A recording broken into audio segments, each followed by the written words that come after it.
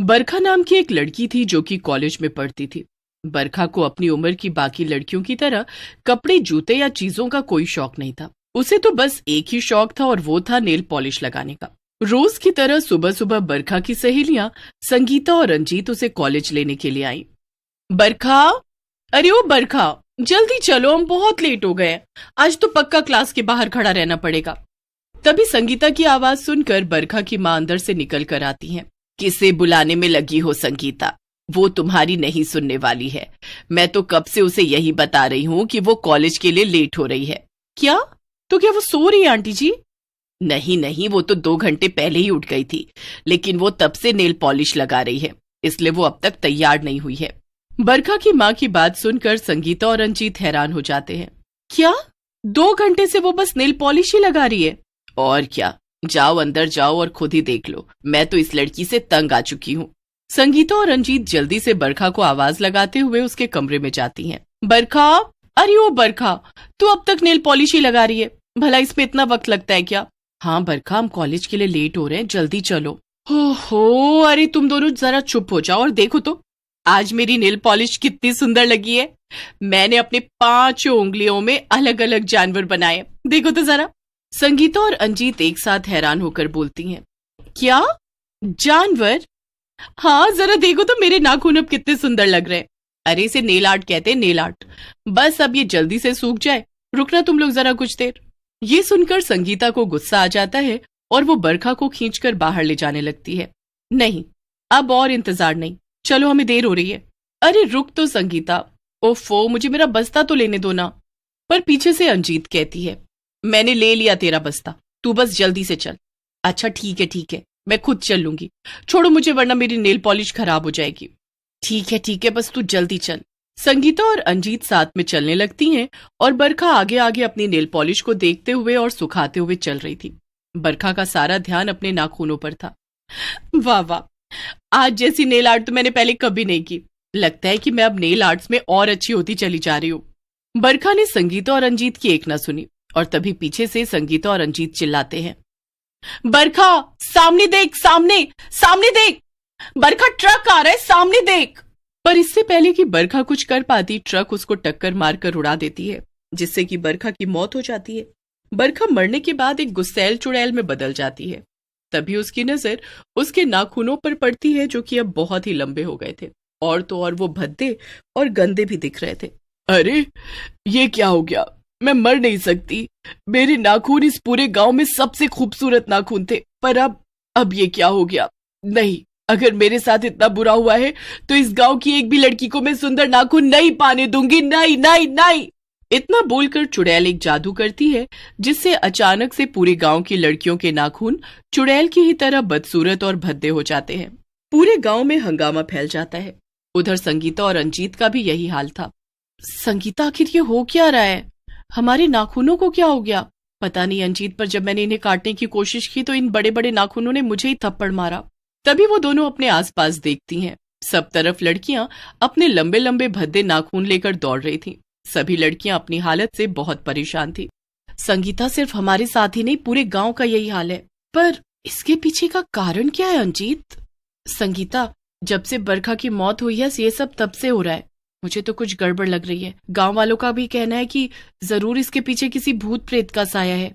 तो क्या तू भी वही सोच रही है रंजीत जो मैं सोच रही हूँ? हाँ संगीता, और अगर सच में इस सबके पीछे बरखा, जो कि अब चुड़ैल बन गई है, उसका हाथ है ना, तो हमें जल्दी उसे ढूंढकर रोकना होगा और तब तक के लिए नाखूनों से बचकर रहना पड़ेगा हमें।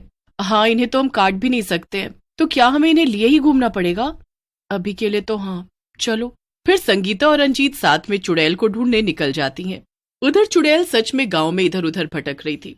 सब लड़कियों को देखकर मजे ले रही थी, पर असल में वो अंदर से बहुत दुखी थी। भले इन सबको भी मैंने अपने जैसा बना दिया, पर इससे मुझे सुकून नहीं मिला है। मुझे कैसे भी करके अपने नाखून फिर से सुंदर बनाने हैं, पर ऐसा कैसे करूं? ये तो कितने भद्दे और गंदे दिख रहे हैं और कितने बड़े भी। दूसरों के नाखून गंदे करके मुझे कोई खास खुशी नहीं मिली है। क्या दिन थे वो, मैं कितनी सुंदर सुंदर नेल पॉलिश। तभी चुड़ैल को भटकते भटकते एक ब्यूटी पार्लर दिखता है। चुड़ैल को उसे देखकर एक आइडिया आता है और वो सीधा दुकान के अंदर घुस जाती है। जैसे ही चुड़ैल अंदर घुसती है, पार्लर वाली दीदी चुड़ैल को देखकर डर के मारे भाग जाती है। बचाओ बचाओ, चुड़ैल भागो। हाँ हाँ, जाओ भाग जाओ, वैसे भी मुझे तुमसे कोई काम नहीं था, मुझे तो कुछ और चाहिए। इतना कहकर चुड़ैल वहां रखी हुई सारी नेल पॉलिश उठा लेती है और उसे लेकर सीधा जंगल की तरफ जाती है। उधर संगीता और रंजीत जब पूरे गांव में चुड़ैल को ढूंढ रही थी, तब वो पार्लर वाली दीदी को भागते हुए देखती है। अरे पार्लर वाली दीदी, आपको क्या हुआ? कहाँ भाग रही हैं? अरे मेरे पार्लर में एक चुड़ैल घुस गई है, इसीलिए मैं भाग रही हूँ, अब हटो मेरे रास्ते से। ये लंबे भद्दे नाखून कम थे क्या जो अब ये चुड़ैल भी आ गई? आखिर इस गांव में हो क्या रहा है? इतना बोलकर वो पार्लर वाली दीदी भाग जाती है और संगीता और रंजीत सीधा पार्लर की तरफ चल देती हैं। वहां पहुंचकर वो देखती हैं कि पार्लर से सारी नेल पॉलिश गायब थी। ये तो जरूर बरखा का ही काम है अंजीत, वो जरूर अब गांव से दूर कहीं शांति में गई होगी ताकि वो नेल पॉलिश लगा सके। याद करो अंजीत, बरखा ज्यादा देर तक नेल पॉलिश लगाए बिना नहीं रह सकती है। हाँ, तुमने बिल्कुल ठीक कहा संगीता, यानी कि वो जंगल की तरफ गई होगी। अब जल्दी चल संगीता, हमारे पास बहुत कम समय बचा है, अगर अंधेरा हो गया तो हम उसे जंगल में भी कभी नहीं ढूंढ पाएंगे। संगीता और रंजीत दोनों ही जंगल की तरफ चल देती हैं और वहां जाकर वो चुड़ैल को ढूंढने लगती हैं। तभी एक पेड़ के नीचे उन्हें चुड़ैल दिखती है, जो कि बहुत सारी नेल पॉलिश लगाकर अपने गंदे भद्दे नाखूनों को सुंदर बनाने की कोशिश कर रही थी। और तभी अचानक से वो रोने लगती है। ये क्या हो रहा है मेरे साथ? मेरे नाखून तो अब सुंदर लग ही नहीं रहे, क्या करूं मैं? नेल पॉलिश लगाने से तो ये और ज्यादा भद्दे लग रहे हैं। मैं इन्हें काट भी नहीं सकती क्योंकि मेरी सारी शक्ति इसी में है। ये सुनकर चुड़ैल के लिए संगीता और रंजीत को बहुत बुरा लगता है। ये चुड़ैल तो कितनी मासूम है संगीता, शायद अगर हम इसे मनाएंगे तो ये सब गांव की लड़कियों को पहले जैसा कर देगी। हाँ, मुझे भी यही लगता है, आखिर ये है तो हमारी सहेली ही ना। पर तभी वो दोनों चुड़ैल को खुद से ही बात करते हुए सुनती हैं। नहीं, अगर मेरे साथ ऐसा हुआ है तो सारी गांव की लड़कियों को भी यही सहना पड़ेगा। मैं किसी को भी वापस पहले जैसा नहीं करूंगी, मैं अकेले क्यों सहूं भला? अरे, इसने तो अपने इरादे इतनी जल्दी बदल लिए, अब हम क्या करेंगे? अब तो बस एक ही रास्ता बचा है संगीता, हमें खुद जाकर इस चुड़ैल के नाखून काटने होंगे। तुमने सुना ना, उसकी सारी शक्तियां उसके नाखूनों में है। क्या, लेकिन ऐसा करना सही रहेगा क्या? देखो, हमें अभी दिल से नहीं बल्कि दिमाग से काम लेना होगा। हमें खुद को और बाकी सभी लड़कियों को बचाना है, इसलिए हमें ये करना ही होगा। ठीक है। फिर संगीता और रंजीत चुड़ैल के सामने जाते हैं। उन्हें देखकर चुड़ैल घबरा जाती है। तुम लोग क्यों आए हो यहाँ? क्या चाहिए तुम्हें? अरे अरे, घबराओ मत बरखा, हम दोनों तो तुम्हारी पुरानी सहेलियां हैं ना, हम तुम्हें कुछ भी नुकसान नहीं पहुंचाएंगे। हाँ, हम दोनों तो यहाँ तुम्हारी मदद करने आए हैं। क्या मदद? और वो भला कैसे? तुम अभी के अभी हमारे साथ घर चलो। तुम भूल गई क्या कि मैंने ब्यूटी पार्लर का कोर्स कर रखा है? मैं तुम्हारा बहुत अच्छा मैनिक्योर कर दूंगी, फिर तुम्हारे नाखून पहले से भी ज्यादा खूबसूरत हो जाएंगे। क्या सच में? ये तो बहुत खुशी की बात है।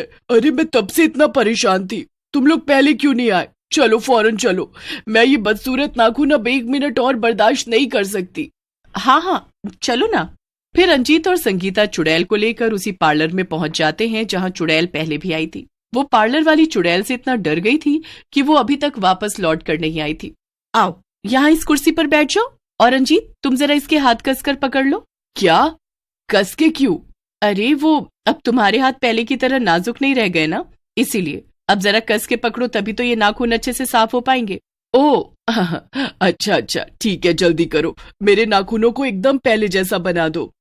तभी अंजीत चुड़ैल के हाथ कसकर पकड़ लेती है और संगीता एक एक करके उसके नाखून काटने लगती है।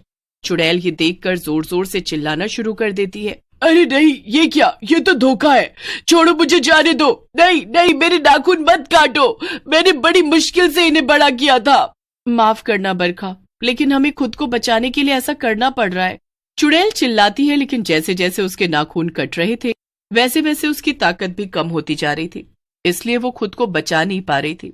आखिर में उसके सारे नाखून कट गए और वो गायब हो गई। इसी के साथ सभी लड़कियों के नाखून भी पहले जैसे हो गए और सभी ने चैन की सांस ली।